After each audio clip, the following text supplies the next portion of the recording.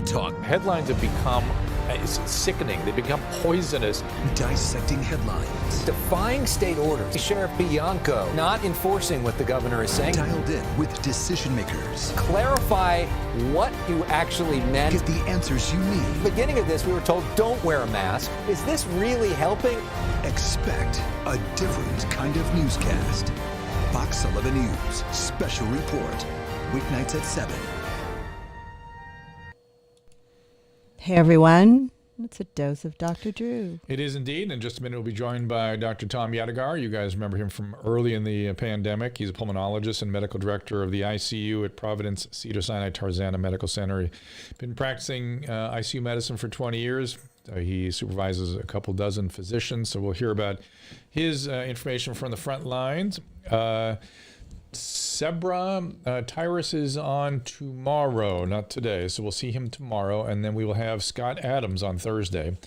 I just want to, those of you in California, point out that there's a bit of a scandal going on I'm just hearing about, where the state had misreported some of the negative tests or failed to report some of the positives. So this abrupt drop-off in cases we are having in California may be a bit overstated, and also explain why the death rate is continuing to climb, even though the hospitalization rate is following a pattern we'd kind of predict, and it has turned and gone down. So things are still looking good in California, and if you're here in Los Angeles, our daily rate has gone from about 3,000 plus to now 1,600 or so. So things are looking better, even with this so-called scandalous thing from California State. I wouldn't worry about that too much. So I'm looking at your run here. Is Corolla moving out of California? There's no doubt he would if he could, but I think he's got to get his kids through high school first. Mm-hmm. I'm hearing that there's a major tax increase coming from the state of California, in which case you will see massive flight of Californians. It will be pretty crazy. Brian, chest pain is not something to fool around with, so I can't say don't go to the ER. I have to know a lot more about you. So in the meantime, at least you should go to urgent care. All right, let's get to this right now and welcome my friend Tom Yadegar in here. Again, ICU physician, who's been on the front lines of this thing for a while. Tom, welcome. Hi, Dr. Drew. Good afternoon. Good afternoon, man. We've got a lot to talk about. Things have changed a bit since we were last together. The reason Dr. Yadegar and I spoke last time was essentially because he was amongst the first physicians to really make note of and go after what we now know to be essentially the second phase and the deadly phase of the SARS coronavirus 2, the so-called cytokine, goes by two names and people argue about which is the right name, cytokine activation syndrome or cytokine storm, right? Dr. Yes. Yadegar, yes. And back when we talked, you got rheumatologists involved a little bit, and you were looking at IL-6 inhibitors. There's been a lot of research in monoclonal antibodies coming out against other things like CCL5. Where are you at now in the treatment of this cytokine storm? Obviously, we've learned a tremendous amount over the past few months. And I think, as you said, this is the part where it's really lethal, and it's usually in the second week of the disease. And we're still treating it very aggressively with IL-6 inhibitors. And the patients that fail the IL-6 inhibitors, we've started to escalate them to IL-1 inhibitors. Okay, so hold on, because that's a change. You were sort of experimenting with IL-6 before. Are you using Decadron in these patients as well?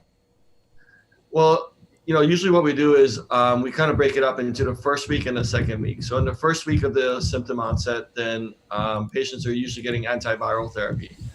Now we have a lot more access through remdesivir, convalescent serum. So if they're hypoxic, if their oxygen levels are low, then yes, they will get Decadron.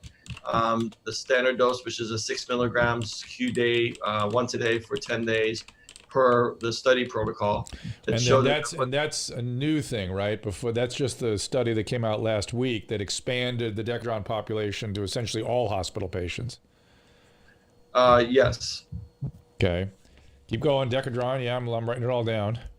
And then if they're also within the first 7 to 10 days of symptom onset, then they'll get remdesivir. We go through our ethics committee. So the physician that's taking care of the patient will recommend it.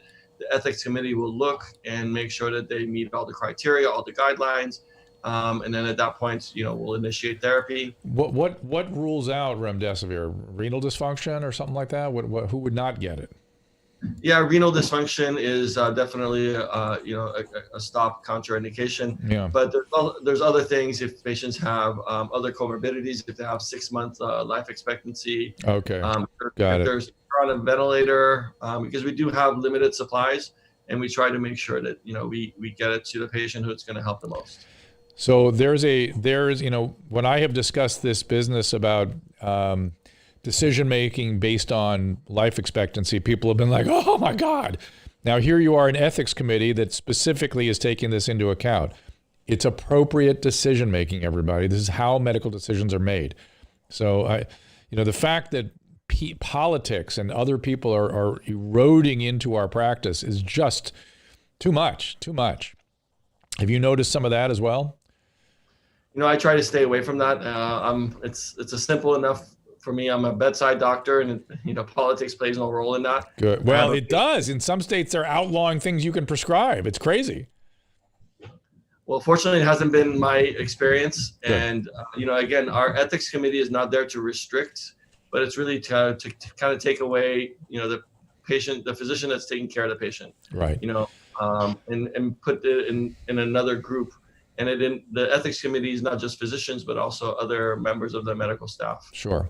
So there is the first 7 to 10 days. Then what? Then we also, if they're on oxygen, then we look to get them convalescent serum. And obviously that's become much more available than it was the first month or two. And if they're in, the next phase, which is, the second week of illness, and we start seeing that they're needing more and more oxygen, that's when we start looking for the cytokine storm. Mm-hmm. And I think what we've learned over the past 2-3 months is that it needs to be treated much more aggressively and much earlier on. Mm-hmm. Initially, we were waiting too long. Patients were getting onto what we call high flow oxygen, or Right. were getting on a ventilator. Right. And at that point, it really doesn't help as much. So that's when you start so right into week 6, do you have to go back to the ethics committee to get the IL-6, or can you just do that on your own? No, we don't need the ethics committee. So you get the IL-6 inhibitor, and why have you zeroed in on strictly that particular blockade? When we look at their lab values, the IL-6 levels do get elevated, and we've started to trend those as well as the inflammatory markers.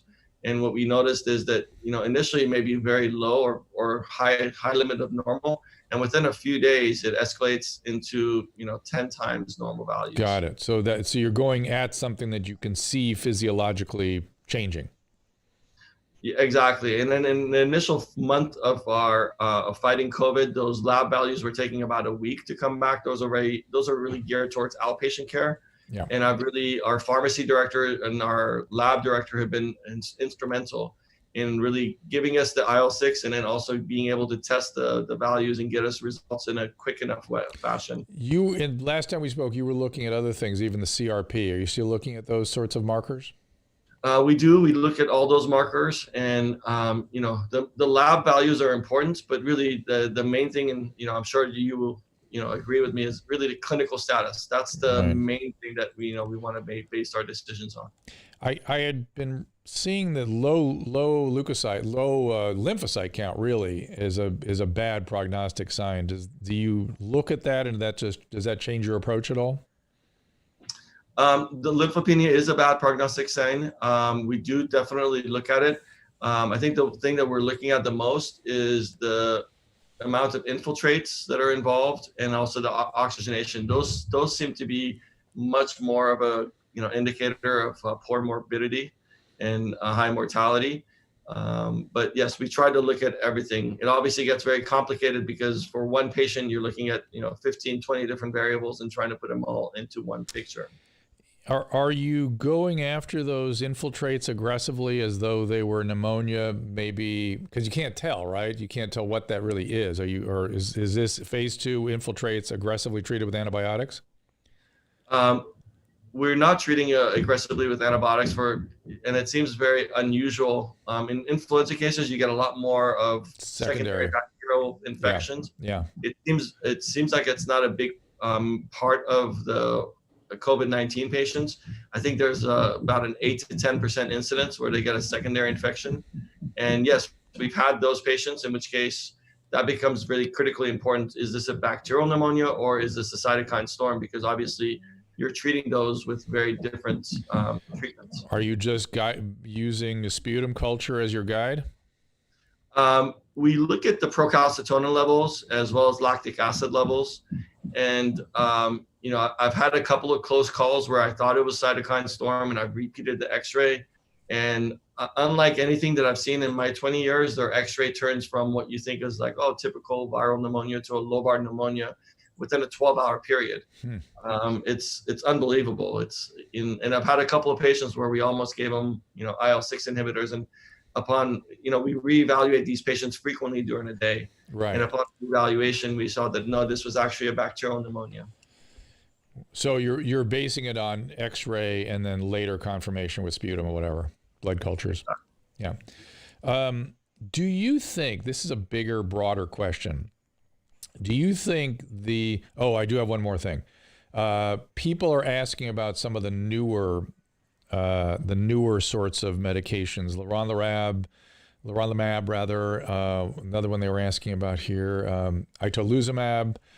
Are you using any of that stuff? Do you have protocols for any of these things for the other aspects of the cytokine activation? We had one patient that I had approved. I had gotten FDA approval for emergency use of leronlimab, and actually, as soon as we got it, the family decided to withdraw care. So I haven't been able to use that. I know that UCLA was doing a study on leronlimab, and I don't know if any data has been published yet. But and I'm going to talk to my chat stream here. Andrew Ashkazvili, if you're on the chat, let's get the reference. I know there was a publication or some sort of maybe pre-publication out recently on leronlimab. There's a bunch of monoclonal antibodies coming at different stages of the cytokine activation. And again, I don't know, I can't figure out what to do with them yet. I do believe there's going to be some real serious advances there. Here's another one, tocilizumab. There's another IL-6 inhibitor. Oh, it failed phase 3. Interesting. This is July 29th. So it's a failed one. But be that as it may, the question I want to ask, the broader question, is when I think about how we've treated sepsis the last 20 years, do you think this is going to fundamentally change how we, and for people that are watching, sepsis is what we're talking about. We used to describe it as bacteria breaking into your bloodstream. Your body becomes overwhelmed by infection. It's talked about many different ways. It's essentially at its core bacterial infections that become systemic, but it's probably many other things. And do you think that the septicemic process and its treatment is going to be fundamentally altered by what we've learned from COVID? I definitely think sepsis, but also ARDS. I think those two disease processes will definitely, once we learn more about COVID and what it's doing to the immune system, I think we'll start looking at treatment of those two disease processes significantly different and including a lot more immunomodulators. Right. So that's what I think. I think we're going to be adding, and it's going to be, and I don't have a clear vision yet on exactly what we're doing. You know what I mean? When somebody gets a septicemic picture and there's cardiovascular, there's generalized collapse, what piece of I get it more in COVID, kind of what we're aiming at, because there is physiological changes that we can sort of shoot at. But in general sepsis, it's a similar picture, but I'm not sure where we're going to put fire our guns, so to speak, aim our guns. What do you think? Well, I think just like the COVID-19 patients, our immune system is so unique to each and every one of us that it's probably not going to be a universal therapy for it. We probably have a very different response, and we're probably going to have to use 2 or 3 or 4 different, treatment modalities depending on how our immune system is responding. One of the interesting sort of, and still yet to be fully fleshed out stories in this is the use of corticosteroids. I'm looking forward. I have a feeling I used corticosteroids early in treating COVID, to good effect in a couple of cases, I think. But the right steroid in the right amount, in the right, duration, at the right timing in the disease process, this, we kind of know with Decadron, I think we kind of know, but there is a hint that maybe earlier use of something somewhere at some point might be useful as well. Do you have any opinion about that? And by the way, before you answer, let me say, I understand you're seeing people that come to the hospital, right? I'm interested in keeping people out of the hospital. You're seeing the ones that fail the outpatient treatment. Yeah, Dr. Drew, I think you're absolutely right. The earlier we start treating these patients, the better. We were using steroids for patients on ventilators, but we noticed that it didn't really make any effect. And I think your viewer talked about tocilizumab and how it failed the phase 3 trial. But I think, again, it was being used in a study is only as good as a study design. And when you're using these medications late in the disease course, I think it has very little possibility of helping. Right. Only if it's a miracle drug, right? Okay, so the gentleman, our buddy Andrew here, who I called out to, he said, leronlimab gets positive DSMC recommendation for phase 3 trial today. So they're going into phase 3. That's leronlimab's status. It compared to, how would you describe the evolution from, do you remember when we last talked? Do you remember how foggy things were and how there was even resistance to the people acknowledging that there was a cytokine storm and that it should be treated? And let me frame that even further by saying that for non-physicians out there, doctors are beating themselves up about what we should call this thing.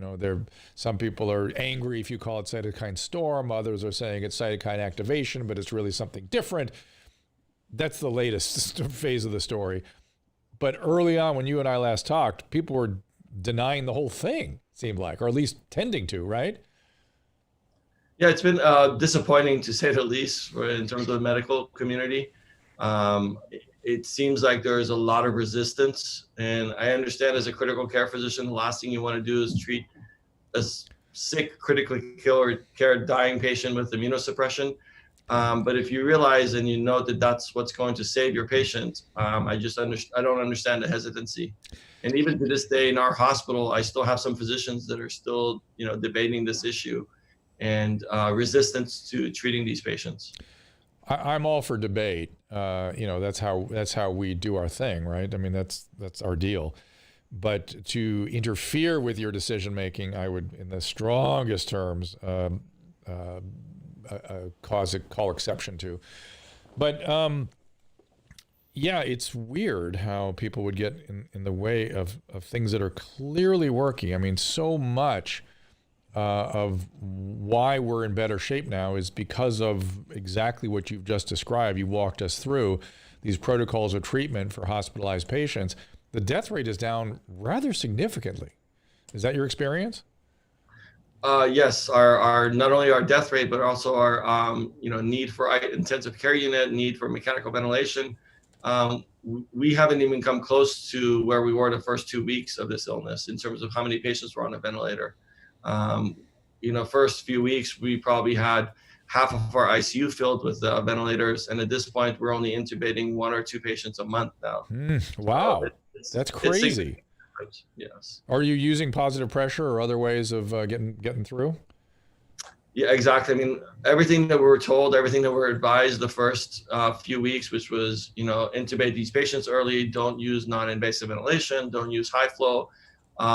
Everything we turned on a dime, and we just realized that was the wrong thing to do to put these patients on a ventilator. So we do everything in our power to stop that and prevent them from needing respirators. Let me step back again for those of you listening and say, look, when this disease arrived from Italy, what we were told was, hey, you know how to support people that need supportive care.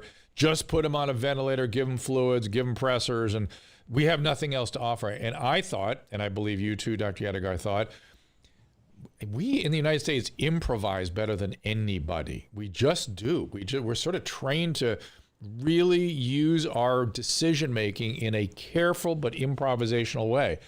And I knew we would come up with things. And that's why I was talking to you at the beginning. I knew you were onto something. And the fact that, no one understands that about our medical system, number one. Number two, none of the predictions about how horrible this was going to be to take that into account.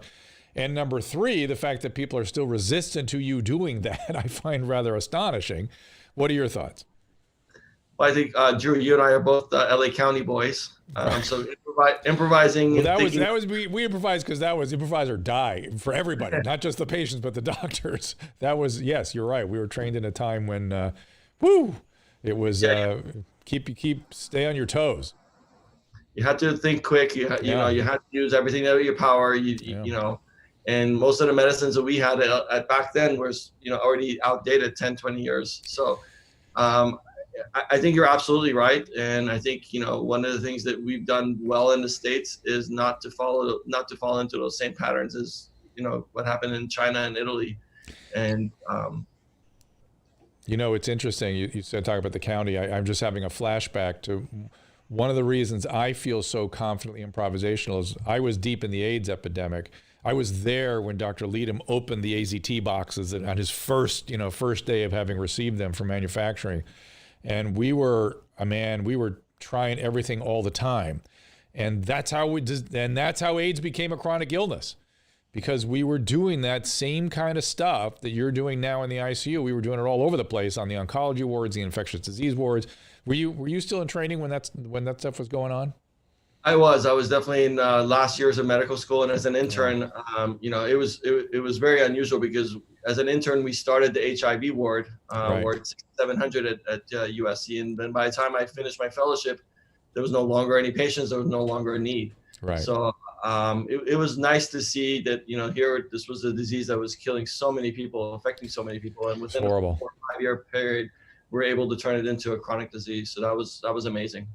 Yep. It was horrible. So let me I got to go to the chat here for a second and respond to some things. Kevin tells us, leronlimab already in phase 3, 2B3, severe to critical, just looked at for safety and permitted to continue. That's what the thing was. So it's continuing in its phase 3. I thought people were using it more widely. Somebody's asking a comparison of H1 and COVID-19, how H1N1 had more deaths and infections than COVID. Okay, so Kat, don't get my comparisons wrong. What I was saying was that worldwide, H1N1 had about 575,000 deaths, and somewhere between 500 million, half a billion, to a billion infected, and most of those dead were young people, 20 to 40-year-olds, and that happened, and you don't even know it happened. That's what I'm trying to point out. To regulate your emotions in response to this one, which is more widespread and a legitimate concern, probably going to infect more people than the H1N1 and has a higher fatality rate for sure in the risk populations. So I'm not saying it's the same as H1N1. I'm saying just know that we've made it through these things before. Dr. Yadegar, do you have any comment about that? No, I mean, I agree. I mean, I think in many ways H1N1, was a typical in terms of ARDS pattern.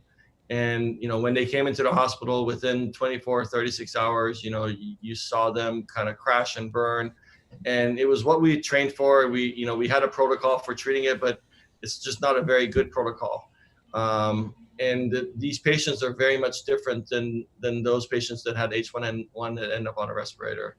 And I think that's what kind of, started us on this pathway of this isn't the right thing to do for these patients. Putting them on a ventilator is not the right therapy for these patients. Yeah. So Kat, I'm not saying H1N1 was worse. That is not NOT, not what I'm saying. I'm saying it was a big deal, and a big deal swept over the world without you really kind of knowing it. We knew it. I had H1N1. I almost ended up as a Yadegar patient. It was terrible. And by the way, as I look back on that infection, there's no doubt in my mind that I had some kind of generalized immune reactivity. Something was going on that was, I kept calling the infectious disease guy going, I am so toxic. I mean, this is not, what is going on? This is not like a normal flu. I am so toxic. Yeah, but remember you were diagnosed with prostate cancer. It's not why I was that toxic. Well. Having a low grade, I as a result of H1N1, I went to somebody because Susan said, something's wrong with you. You should never get that sick. I didn't get it. And so she's one of those genetic superior entities that fights these things off without getting them. And that we'll have to study her one day. But anyway. Well, I think most wives are, right? I mean, I think most moms and wives are. I got a good one. And and the problem is she's going to live to 110 and outliving by 40 years or something. But in any event, because of having such a severe illness, I went and got a general workup, and lo and behold, I had a Gleason 6 prostate cancer, highly localized. And it wasn't until 3 years later that I actually had my prostate out. So it was not something that was an active cancer, right? I'm telling you, I had a feeling at the time that somebody should put me on steroids, because I couldn't live. It was unbelievable. And I'm wondering if, going forward, we'll have a little more to do for these bad flus. That's what I'm thinking. Yeah. I had H1N1 as well, and as an intern, I had the regular flu, and I was able to work in the ICU and do my shift. As H1N1, I was out for a week, and there was a couple of nights when I just wished that I would just be placed on a respirator. My lungs felt like they're on fire. So it wasn't. H1N1 is serious, and I think for us, we saw patients come in, 20, 30, 40-year-olds, and end up on a respirator and die. But I don't think the general public really understood how serious it was at the time. They had no idea. They had no idea. That's my point. That's my point, is that you guys got through that without even being aware it happened. Yeah, but for us, it was scary. It was, seeing patients, your age or younger, end up on respirators and not being able to help them was really a sad day. Yeah, and I think now we would be able to help people with that, because I got a feeling that at least a piece of it was very, very similar to this, at least for those of us that had bad cases of it. Yeah, so as with every medical shakedown, when we get to it, a lot of things are learned. The other front that we're learning is on the vaccine front. Do you have any opinions about that? I think that's the most exciting area. I think when we spoke, if you would have told me that in August we're going to be in phase 3 and 4 different types of vaccines, I wouldn't have believed it. Right. I think when we heard that, vaccines may be available in 2021, I think all of us thought that was really unreasonable and, not really logical. But the fact that we are in phase 3, and it's 3 to 4 different types of vaccines. So I'm really hopeful that one of them will succeed, and if not, maybe at least 2. So that's really the hope down the road. We'll be able to really have something serious to battle this virus against. People are asking on the thread here what you think of the quarantining, essentially the lockdown, quarantining of healthy people. Any opinions about that? Are there perhaps more sophisticated ways to do this? I think so. I mean, that's been the other disappointing thing that's happened over the past couple of months, is we really haven't learned anything. It seems like we still have a very fractured response, whether it's local, state, or federal. And the knee-jerk reaction is close everything as soon as the cases go up. And there isn't really any nuance to it. Are the cases nursing home patients? Are they community cases? Is the hospital in the area overwhelmed? Is the ICU overwhelmed? I think it just needs to be a little bit more nuanced as opposed to just a knee-jerk reaction. I think in March and April, it was very, realistic, and that was the right thing to do. But I think at this point, to close everything down as soon as we start seeing an uptick, it just doesn't really, doesn't make sense. Then one of the reasons that it was a reasonable thing to do, we had no idea where this was going. We were in a complete fog of war, looking at Italy and New York and wondering if the entire country was going to suffer that. So reasonably aggressive and over-the-top measures, okay. Now it's quite clear we can live with this. It's quite clear how to prevent spread. It's quite clear we're effective at treating it. Got a vaccine coming soon. And although I don't believe our officials ever learn anything, and we are seeing massive uptick in depression, anxiety, developmental issues in children, cognitive developmental issues, opiate use, suicide, overdose, alcoholism, all maybe going to exceed the deaths of COVID itself. That's what some of the speculation I've read. And so these elected officials are not accustomed to making risk-reward analysis. You and I are. And you're telling me that the risk-reward diathesis suggests that there's a better way to navigate, right? I think for sure. I mean, I think if you look back in the past couple of weeks, there was an uptick, there was a surge But if you look at our hospital, we only had 1 or 2 patients in the ICU. Right. We were nowhere near our capacity. I think if you look at Riverside, or if you look at some of the other inland places, maybe, you know, their ICU was full. So I think in those environments, maybe it makes sense to go on a strict lockdown. But again, you got to look at a lot of different factors. You can't just look at the sheer numbers. That's not really painting a whole picture of what's going on. Yeah. And I'm glad it's being sort of managed on a local level. I've felt from the beginning that the county officials, that's why we have county health officials, that's really the unit that should be managing every county. But some of the decision making still, at least in my county, has been capricious and not what I would call sophisticated, and certainly not taking into account the adverse effects of any non-pharmacological interventions. And we saw that a lot in April and May, where, you know, when there were strict lockdown orders, a lot of patients were just staying home, even if they were having a stroke, even if they were having a heart attack. Well, that's the other thing. I'm sure you're seeing a lot of that, which is the consequence of delayed medical treatment and lack of screening, right? For sure. And we've really, you know, tried the past couple of months to tell people that, you know, we've created a safe environment in the hospital, and, you know, not to delay care. If you're having serious illness, like the gentleman that you talked about earlier with chest pain, it doesn't make sense to stay home because you don't want to catch COVID and God forbid, you know, develop a heart attack and have irreversible damage to your heart, or potentially die from it, you know, from it. Somebody is pointing out that there have been 1.5 million deaths from tuberculosis every year, and people don't know about that either. Yeah, tuberculosis has been alive and well since Dr. Yadegar and I were at the county hospital. And now I've been seeing a resurgence of non-tuberculous AFB, which is things like M. avium intracellulare, which we used to only see in AIDS patients. Now I'm seeing it in homeless people. Are you seeing much of that? Well, in pulmonary patients, you for sure you see a lot of MAI in patients with bronchiectasis, patients with sometimes with patients with COPD. So that's a common thing that we look for when patients are not being, you know, when the treatment's not getting their symptoms under control. One of the other thing, wait, I'm trying to look at here. Pfizer, the ADE issue with vaccines is antibody therapies. Also thoughts on CD4 and CD8 differences between Moderna and Pfizer. I really think that the T-cell story is going to be the big story in terms of how immunity is maintained against COVID and how vaccines respond in COVID. Any thoughts about that, Dr. Yadegar? It's actually interesting that you brought that.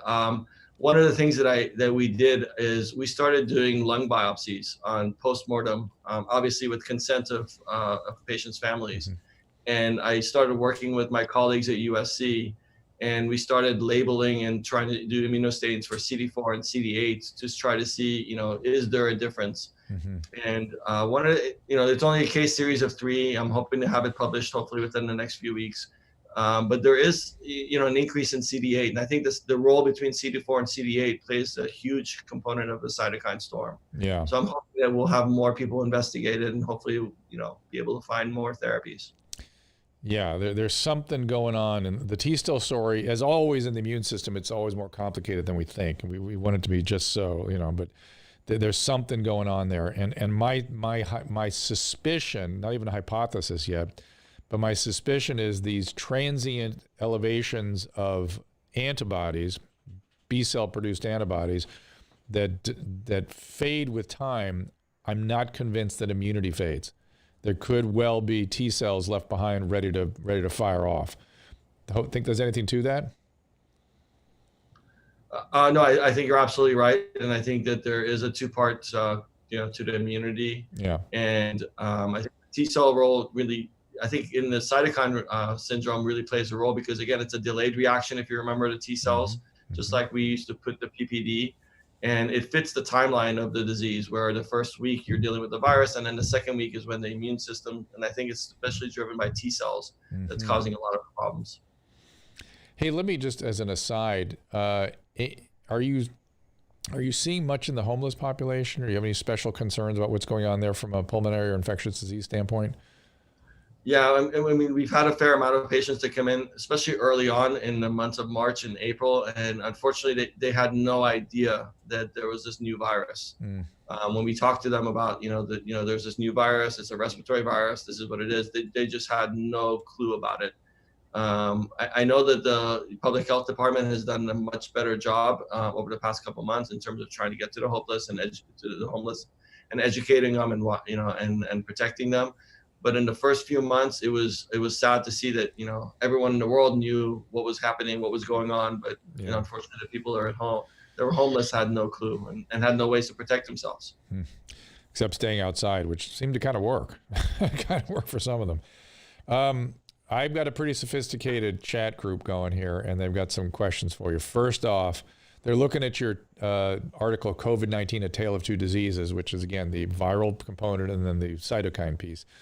Ranty's test kits. Any news, any thoughts on that? Ranty's test kits? Yeah, I'm not aware of that. They're just saying Or long haulers? Well, I'm going to get with that in a second. The Ranty's test kit is a separate thing, so I'm going to have to look that up myself. Ranty's. I've spoken about the long haulers, and I think the time that I spoke was a couple of weeks ago, and it was before a group of physicians from the UK who had COVID-19 came out and said that no, these symptoms are real. And I 100% believe in the long haulers. And again, if you understand that this disease triggers off the immune system, you can understand why people would be left with headaches, chronic cough, fatigue, and other types of symptoms for a very long time. And if you think of it kind of like Lyme's disease, where patients get left with lifelong problems with their immune system, I think it would not surprise me that there's going to be a subset of patients that are going to be dealing with the problems from their infection forever. It reminds me of what we used to call chronic Epstein-Barr. Do you remember that? Although it got a broad brush that got painted on fibromyalgia and all these other things, but there were clearly people that had a mononucleosis syndrome that they never recovered from for a couple of years. It's very similar to that. And by the way, the 1918 flu had a lot of it too. In fact, Dr. Menninger, who is one of the most famous psychiatrists in American history, thought it was a cause of schizophrenia. He saw tons of depression, tons of anxiety and panic, and tons of what's called neurasthenia back then, which is fatigue. I mean, even with regular flu, what I always tell patients is the fatigue and the poor appetite may take 4, 6, even up to 8 weeks to really resolve. So that's not an uncommon thing, even with regular flu. So with this novel coronavirus, it can last much longer than that. So I'm looking at the Ranty's test kit. It's an ELISA kit. I can't quite get in the few seconds I'm looking at this here. It's also looking at CCL5. 2 different companies are making them, implementing precautionary measures, blah, blah, they're doing studies. But I can't quite figure out exactly how you'd use it based on what's available here. Clearly somebody's taking it very seriously, though. Human Ranty's and antibodies raised against the recombinant factor. Immunoassay has been shown to accurately quantitate but what are we using it for? So I don't know, but something's coming. Something's coming there. That's interesting. That kind of goes with the leronlimab story a bit, I think. Well, are you feeling optimistic about the future as it pertains to therapies around COVID? Definitely about the therapies. I'm definitely feeling optimistic, and I think also about the vaccine. At this point, I'm just looking to kind of get through the fall and the winter. Again, it's been kind of depressing that we're having to talk about it in July and August. I was hoping that, with the summer months, I think we all were, that, that we see much less upper respiratory viruses, and we're hoping that we wouldn't have to be dealing with it as much in the summer months. Yeah. I'm just a little disappointed because I don't think that we have, our defense mechanism up. And I think we're still fighting this 21st century virus with 20th century medical technology. So if we had better coordination within our local, state, and federal governments, I think, I'd be a little bit happier going into the fall and the winter months. What would you have them do? Because as I look at it, I'm like, I don't know what they can do more than, sort of set standards of treatment and things like that, or help with communication. What would you like to see them do? There's this company that has Bluetooth thermometers, and I think they've given it out to 1 million people over the past 5 to 7 years. And they actually have a foot mark across the United States in terms of flu. they can tell you when flu has hit your region even before a case is presented to the hospital. Interesting. And I think, again, use that type of technology. Right now we're waiting for the patients to come to our hospital before, or to have a positive test. The sooner we can, this virus is 2 to 3 weeks ahead of us. The sooner we can pick up those patients, the sooner we can figure out, okay, who's having it, try to quarantine those, try to stop the spread. I think we'd have a much better success against this virus. See, to me, though, that doesn't feel like the federal government or the state government. That feels like biotech and Apple or somebody. I want those guys. I want Elon Musk to step in here, right? Wouldn't that be a nice addition? I mean, at this point, anyone. Right. I don't. The federal government. I just don't think they have the constitutional. I'm not a huge fan of the Patriot Act, and that's all they can use to do these things. And so I'd rather see us on the clinical side. By the way, I'm sort of surprised that our medical societies have been sort of quiet during this whole thing compared to, say, so much of the public discourse. Don't you think? Yeah, I mean, I think that would be the other thing is, if our medical societies came up with realistic guidelines, and I think it would provide a lot of cover to a lot of physicians that feel uncomfortable treating with these patients, when there isn't a randomized controlled study that's proven that this is the effective therapy. That's right. Which is what, and again, proof is in the pudding. We're dropping the death rate. We're dropping the ventilator use. We're dropping the ICU use. All right. Okay. Here's some questions. Let me see here. Give me a second to look through this. Want to give us a little, what your position on masks? I think that's a simple one. They're the most cost-effective way of slowing down the virus. So I don't see any reason why someone who is going out shouldn't be wearing a mask. I don't see that there's any justification for not to wear one. The way I look at it, for what I'm hoping you'll say is, hey, I haven't had COVID because I wear a mask in the ICU all day, right? Exactly. And that's what I tell people. I've been taking care of these patients for the past 4.5, 5 months. And, if you wear a mask, if you wash your hands, if you practice good hygiene, you could protect yourself. And even if you don't protect yourself, if everyone's wearing a mask, then we're all protecting each other. Right. Because the goal is just to stop and slow down the spread as much as possible. All right, Tom. Again, I appreciate you being here. Susan, you have any There's questions? an elephant in the room. Uh-oh. How about his take on hydroxychloroquine? Does he take it? I never thought about that. A few people have asked. Okay, go ahead. Let me just say, the reason I didn't bring it up is we're talking about it. Dr. Yadegar sees a different stage of the illness. There really isn't anybody who's read the literature carefully who feels like hospitalized patients should be getting hydroxychloroquine. The question is, right when the viral replication starts, is there any utility? But should doctors take it? Well, what I've seen, Tom, I want to make it easier for you. What I've seen is the prophylactic data is unconvincing. What would you say?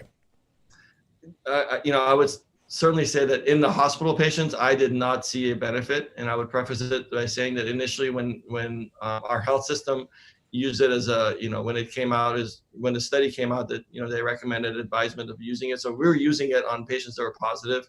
And I didn't see any effect on hospitalized patients, whether they were in the ICU or on the floor. And I actually lobbied to kind of stop using it. But I think that's appropriate. I think there's consensus now. For sure, it's not to be used in advanced cases and might be deleterious.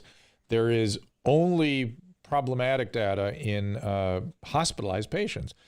But although none of the data include zinc, I'm prepared to say it shouldn't be used in hospitalized patients. But that's not what it was intended for.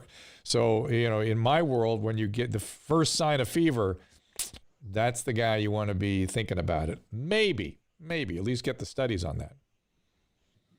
Yeah, I was disappointed that there was an NIH trial that was supposed to address that issue, and it got stopped because of lack of enrollment, which didn't make sense. That's weird. But I'm not sure I would start if I developed COVID-19. I'm not sure I would start a hydroxychloroquine right away. I would want to kind of wait and see what kind of symptoms I'm getting. But I think by day 3 is probably when I'd want to make that decision, depending on how severe my disease was.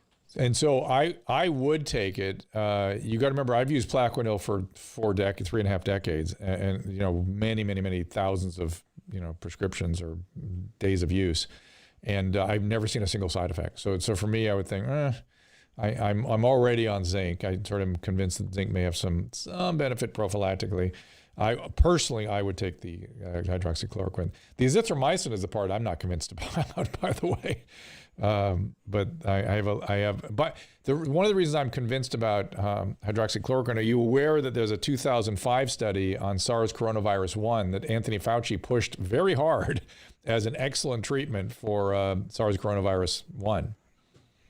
I'm not aware of that study, but I think both the azithromycin and the hydroxychloroquine, it's all the anti-inflammatory properties, right? Yeah. I mean, that's what we're really addressing. Probably. And I think that just needs to be discussed between the patient and their physician who knows the patient and knows the risk profile better. Exactly. I completely agree with you. Not a one size fits all. No, I wrote a little position paper on it just this afternoon, and that's my point. The fact that the physician-patient decision-making together is being adulterated by a journalist or a politician, that is offensive. That is disgusting. And that's the part I'm taking issue with. I think Dr. Yadegar's position is probably more common than not. Mine may be a little bit aggressive, but not sure. I want to see the data on the early treatment of the viral phase of the illness. If it's no good, I will not use it. If the data is no good, I will not use it. In the meantime, from my standpoint, the risk reward doesn't cost anything. Never seen any side effects from it. Might get the zinc in better. Maybe some anti-inflammatory influence. Interesting. Sooner the better, maybe. So that's me. Well, I think that the two things I would agree is there is no one size fits all for this disease. And definitely, if you're going to start therapy, the earlier possible, the more effective. Yep. All right. Is there anything else we need to, Susan? Do you have any other questions on your so-called elephant in the room? No, I'm good. Which I was not even thinking about. The one thing I forgot to address, Dr. Drew, is one of the things that we do is prone ventilation. So, and we don't wait for the patients to end up on a respirator. So as soon as someone needs oxygen as well, and especially if they have inflammatory markers that are elevated, 16 hours of prone ventilation, which is the patient laying on their stomach as opposed to their back, that seems to also help significantly. What do you think that is? I think it has to do a couple of things. I think it has to do one with pulmonary mechanics, redistribution of blood flow, as well as recruitment of different alveoli, and potentially also having the diaphragm, work more effectively. Right. I worry about if I get this disease because I have a bad neck and a bad shoulder, and lying on my stomach is next to impossible. But then you can give me a bunch of morphine or something. Yeah. Well, in those cases, we'll put you on your side. There you go. I've heard that a lot of other people. Give them the good stuff. Somebody's asking, mask deniers say there's no science that masks help. Let me just report an anecdote to you. One Tom Yadegar, who's treated how many hundreds of patients in an ICU, he wore a mask. He didn't get transmission. Also, there was another great study in Missouri, 2 women with COVID active for a week. They didn't know it till the end of the week. Cut the hair of 139 individuals. And both the clients and the hair cutter were wearing masks. Zero transmission. Oh, there's one other thing that I wonder if you could comment on, which is I'm hearing and occasionally seeing sort of strange results when it comes to the COVID viral test, where people are turning positive and then negative and then positive again. And I'm not talking about even during long-term convalescent. I mean, early in the disease where people that clearly have COVID-like illness are negative, they get retested, they're positive. What do we make of all that, and what have you seen with that? Well, we see a lot of the negatives, and I've seen it in the hospital patients where they've been in the hospital and they need a tracheostomy, or the surgeon wants to do surgery, and we'll check them, and then they'll be negative, and then we'll check them a couple of days later, and they'll be positive. So I think there is a fair amount of unreliability with the test. Is that the test, or do you think maybe there's something going on immunologically there? I mean, the amount I see it and hear about that, it seems more than the test to me. The ones that I've seen, I think it's the test because, the patients have been in the hospital for a few weeks. And, if they're negative, they should be negative. I don't understand why a couple of days later they would test positive again. Right?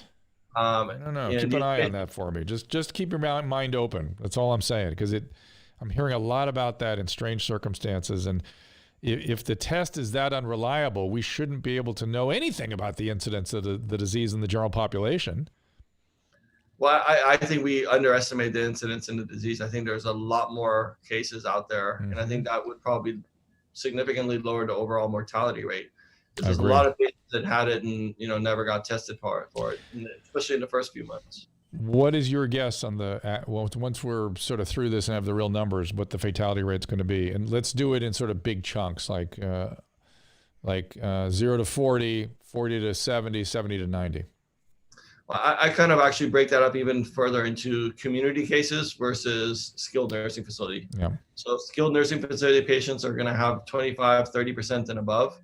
I think if you're dealing with community patients, overall, we're probably less than 1%. Right. And if you break it up, probably, 65 is probably 65, 70 is really the breaking point where it really starts increasing.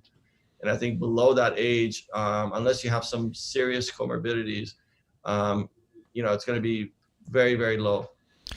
I have some great scientists in my chat, and here's a study. Several Major League Baseball players getting negative tests from nasal swabs positive with saliva. Again, stuff to keep an eye on. We can't make sense of it. Go ahead. The nasal swab, I've had it 3 different times, and all 3 times it was very, very uncomfortable. So It has to be done by someone who knows what they're doing. Yeah. Because if they don't know what they're doing, it's very easy to get a nasal swab that's negative. You really have to go a deep nasopharyngeal swab. Yes. And you have to feel like they're swabbing your frontal lobe. Yeah, you have to come away tearing. If you didn't tear during it, you probably didn't have it done right. There's an Instagram post my wife put up of me getting the swab, and it was intense. Didn't bother me. I gave birth to triplets. I had it for your superior. We've established that. I had it for H1N1, and I remember that hurting more. This one was more just uncomfortable and tickly. Of course, I was sick then too. All right. I think we've covered about everything I wanted to get through. I feel like there was maybe some. Tom, is there anything you wanted to bring up that I didn't get through?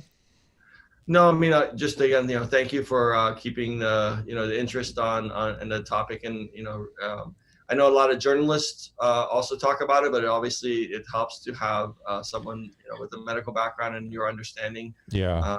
It's stunning. The journalism is stunningly bad. Sorry. We have a great audience who wants the information too.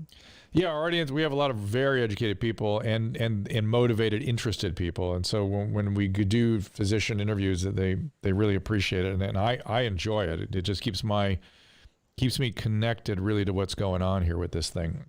And it's you can't really, think about where if you listen to Dr. Yadegar's last interview I did with him, we were speculating about IL-6 inhibitors, talking to rheumatologists, trying to figure out what to do with this thing that clearly was more than just a viral syndrome.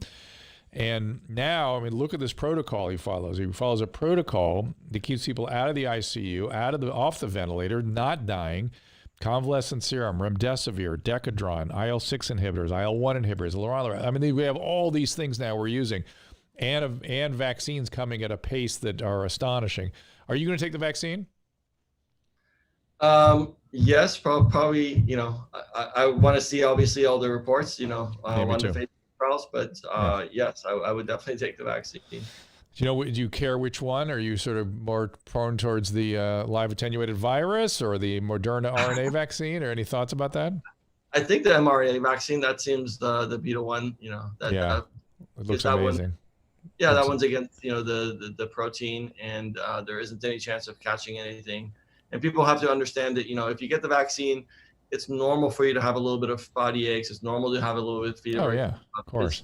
That's what your immune system. We're tricking your immune system to think that you had the virus. That's right. So it's normal to have those types of responses. I know this is my constant battle with my patients. In the fall when I ask them to get the flu vaccine. I know. It made me deathly sick. It gives me the flu, is what they say. No, there's no. Is it safe for pregnant women?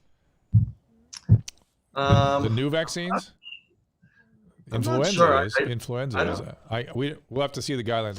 I've heard less. The pregnant women are getting it less because of maybe their higher hormone levels. They're getting it. They're more likely to get it. They get sicker. They have less complications, and they're over it quicker. That's what I'm hearing. Rebecca, zinc makes you nauseated. Me too. So I reduced to 25 milligrams, and I noticed Dr. Zelenko reduced his recommendations generally from 50 to 25. I don't know if that's the anesthesia affecting him. We'll have to ask him. He had his pulmonary valve replaced he had a week ago. Pretty fun tweet last week. I thought he was tweeting high. I'm looking at the threads here before I let Dr. Yadegar go. All right, Dr. Yadegar, thank you so much, as always, for taking time out. I know you're busy and you're supervising so many ICU beds. Did I tell you an interesting thing that happened to me as a result of applying to be in Governor Cuomo's volunteer physician service? Health Corps. Did I tell you about this, Tom? No, I don't. So recall. I applied to offer my services up to the health corps. They needed ICU help and stuff, and I thought I can do that. So I applied, and they called me and did an interview. They never called upon me to go in. I was completely prepared, but they did not. But during the interview, this is the part I wanted to share with you. They were like, "Can you intubate? Yeah. Can you put an A-line in? Yeah. Can you manage sepsis? Yeah. Can you manage pressors? Yeah. And they're like, "Really? Internists don't do that anymore." I thought, "Oh my God, is that true? That general internists don't do ICU medicine? You guys have taken over completely?" I did so many years of that. It was stunning to me to hear that, because it's an important part of my decision-making, training, is managing ICU patients. Are internists squeezed out now entirely? Yes, pretty much. The answer is unfortunately yes. They don't get paid enough. But that is not good. I'm going to tell you something. That's a piece. I hope they're being trained in it at least, because I don't know. That I'm very concerned about that, Tom. That it's only the pulmonologist and the cardiologist and the hospitalist and stuff, right? They are being trained in it, but I think what happens in practice, in theory and practice, is what we try to do is the most experienced physician is dealing with the area where they're trained in. So no, I get it. I get the reason for it. I just think we're going to lose a certain kind of decision. Anyway, so there's nothing in the ICU, including putting swans in and all that stuff we used to do, that I didn't do 10,000 times, and it made me sad to think that the internists of the future will not have that skill set, or at least not have developed it, unless they went into pulmonary or cardiology. I don't know how you guys do it. It just makes me all squeamish. So, well, because there's something about the ICU. This is you and I just chatting here. This is unrelated to COVID, but there's something about managing patients in the ICU when you take over the physiology of the patient that is deeply affects your judgment, I think. Do you agree with me? I think the people that do critical care were really drawn to it, and what I tell people is you essentially have a mental illness. You're drawn. I disagray with that. Well, you're drawn to take care of like the sickest patients that die. I know it. It feels like you have a passion for it. You have a passion for it. Yeah, it's swashbuckling. I get it. I get it. Was exciting, but it affected my decision making. And if I didn't have that, a lot of it, and so the result of doing that interview, I walked away thinking, oh man, I don't know. I'm a little worried about this. He was scared. But scared of what? You were like, oh boy, I can't believe I'm going to do this. No, that wasn't what I was scared. I was scared that internists of the future were not being trained in this. Yeah. That's what got I mean, me. it was scary. I mean, a little bit. No, if they called you in, because they made it sound like they needed so many doctors. I am sorry. I was excited about it. I was ready to rock. Okay. Well, for you, doctor, you have Susan. So as long as you listen to Susan, you're going to stay healthy, and you won't. Well, let's put it this way: whether I stay healthy or not, she will be healthy, and so I teach him mask etiquette. I tell him not to put his mask on the table when he goes to the restaurant, and to use a plastic baggie. There you go. Lots of direction. Where would we all be without our wives? I know. All right, Tom, again, great pleasure to talk to you. I'm glad things are so much better. You've enlightened us again, and I look forward to seeing, the next 4 months or so of this will probably be very interesting in terms of what we learn in a more sort of definitive way exactly what we're dealing with each of these issues that we've talked about today, and what's best for patients. Well, it's been a pleasure, and thank you again for everything that you do, and thank you. Anything you want to plug? You want to plug out your Twitter feed or anything? No, sir. Just, I don't think he has one. Good, smart. I looked. I try to keep dark on the social media. Fair enough. We got to keep him Smart. in the dark.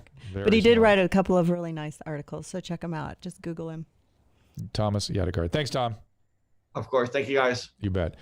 Bye-bye. And let me just address you guys on the chat stream before I wrap this whole thing up. GRSR, that is the third time I've had Dr. Yadegar, and I will no doubt have him again in the next few months because it will evolve further. We will evolve our. He was on the Dr. Drew podcast, and then he was also on this show once. But you heard it all today, and you know from some of the other streams we've done that there's a lot of stuff coming down the pike. I mean, probably I bet you there's at least 3 more therapeutic options tied into, what he does in the future as compared to now, maybe 4. So there'll be a lot of interesting stuff going on. Death rate is dropping, Ashley. It is dropping rather dramatically, really, especially we had some news here in California where I guess there's a little bit of a scandal that the the case rate wasn't reported properly. We've had a dramatic fall off. Maybe that fall off was overstated. I guarantee you it's still not up much because the hospitalization rate is going down. Death rate is still going up, which suggests that that kind of makes sense that this precipitous drop might be inaccurate. I don't know if you guys have any questions about other. You kids keep asking about the anti-vax world. I don't know what to do about that. It's been a source of frustration for a long time. But I'm worried about them getting sick. That's for sure. I thought this epidemic might settle some of that, but who knows? People are getting there are a lot of wild conspiracy theories going, such as they are. Okay. Do I feel kids should go back to school? Aaron, I feel you should listen, much like I said, listen to Dr. Fauci and the CDC. I'm saying the same thing here on the go back to school order, which is listen to the American Pediatric Association, do what they say. Now they're saying very clearly, keeping kids back is having adverse effect on their mental health and their socio-emotional development and their cognitive development. They are very concerned that the risk-reward very clearly comes down on the side of sending them back to school. If you don't, the mental health consequences may be with them the rest of their life. That's what they're saying. And that properly executed, meaning distancing and masks and part-time and whatnot, that going back to school should be safe for the students, particularly under the age of 15, where they literally don't have the protein on the surface of their nose that allows the virus to get in. Now, we have had some data recently that I've reported on here that they can transmit the virus even though they don't get infected, which is rather extraordinary. And that's something I'm glad we know. It means we have to be very cautious with the adults and the older teenagers because they can get the sickness from the little kids, even though the kids don't get sick. So again, done properly. I know most states are coming up with standards on how to do it. That to me, they seem a bit excessive, but why not give it a shot? Okay. What's that? You have a show tomorrow with Tyrus. Tyrus tomorrow and Scott Adams on Thursdays. 2 very good. What is Kelly? Depends on the state you're in. Republicans. Blah, blah, blah. Can we empathize with teachers that are scared to go back to work? Yeah, and I think teachers who are in risk categories probably should not go back to work. The younger teachers should wear masks like the rest of us as we try to go. I go back to work. I do things. I mean, why shouldn't? We all want to go back to work. I don't know why teachers wouldn't want to go back to work. It's not like they're dealing with a high-risk pool. They're dealing with a pool that, the kids they're exposed to are the ones they're going to be exposed to every day. And if you keep distance and wear masks, the probability of transmission of a low-risk population is very low. I mean, shouldn't we have been educating people all the way along? Like, if we do this, this is how we would control it, and then maybe we can just make a stab at it. So like, if you take the kids and you put them all together in one room and the teachers sort of come through and teach all day and they don't move around a lot and they stick with the same kids. Right. And then, that's or just have some kind of Do it solution to look forward to and educate. Correct. And then say, if you get sick, you have to have your tell everybody No, you're where saying you've the been. same and- thing I'm saying, which is to have a protocol, do it in a rational way, and execute it properly. And Furlough keep the everybody safe. high-risk teachers. Let them stay home. Give them their. I think it would be irresponsible to say, yeah, just pile back into school. That I am not advocating at all. And nor am I advocating anything. I'm just saying listen to the American Pediatric Association. That's all I'm saying. But I mean, obviously, kids get it, but they don't know they have it, They don't and they get may sick. pass it. Correct. So the masks are a great idea, and also, Correct. not letting them go visit grandma every weekend, probably not a great Correct. idea.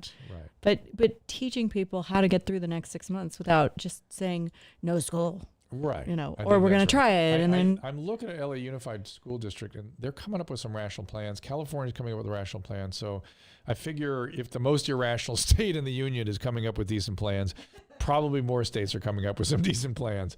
So Artemis, how am I feeling? I'm feeling less depressed. On After Dark, Christina P. and I have been trying to come up with a new name for how we push back, how we fight off the current state with a rational revolution. We want rationality prevail again, and people to be able to assess their risk and act accordingly and go back to work if they, where the risks are little. We are going to be traveling. I'm giving you a fair warning now. Speaking of risk, I'm going to work in Atlanta, so I'm flying to Georgia. I'm looking at the Atlanta County outbreak, and it's not making me happy. So I'm going into a moderate risk we'll be fine. region. I'm going to wear masks, and I'm going to do my thing. They're giving everybody clear masks so they can take selfies with you and see their face. And I'm using UV lights on everything, and I'm doing all that good stuff. Susan, maybe you want to put up that post on the UV material if people want to access that where they can get it. But I'm using that actively. And then we're going to go to New York City. We will be streaming from there, right, Susan? Yes? Am I correct? Yep. Okay. And that'll be, are we going to take Friday through Tuesday off, through Wednesday off? Or do one? So we're going to travel on Friday, so we won't be here Friday. Right. And we have an Ask Dr. Drew on Thursday with Scott Adams, so that should be good. And that's a call-in show if anybody wants to call in. Great. Saturday, you're working, so we're obviously not going to do a stream. Sunday, there is a possibility. It just depends on what our travel is like, and Okay. we're visiting some people. And then Okay.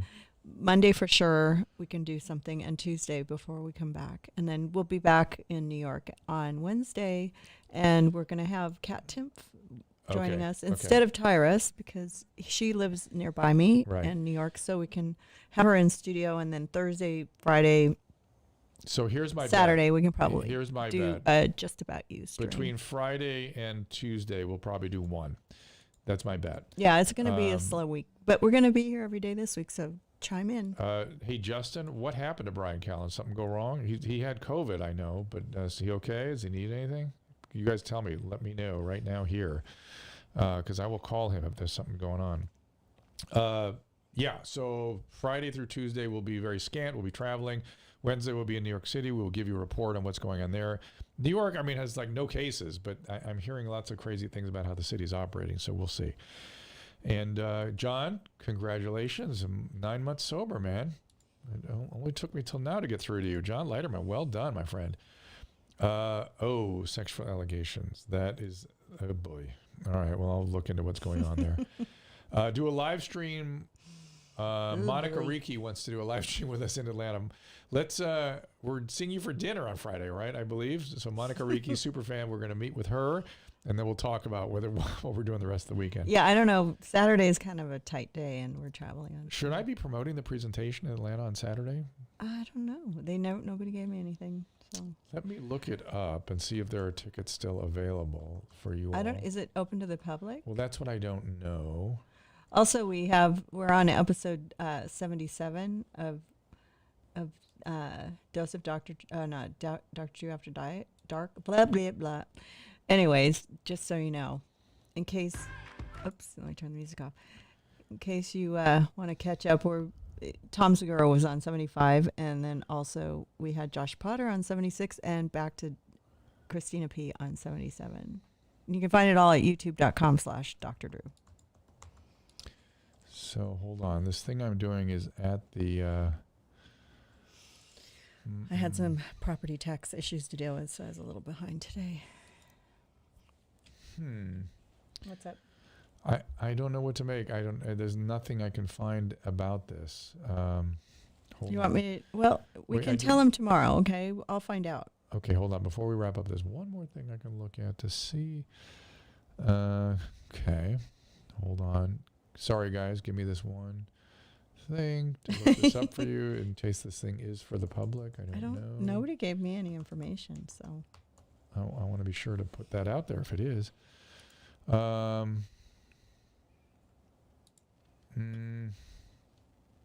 are tickets. Friday, August 7th.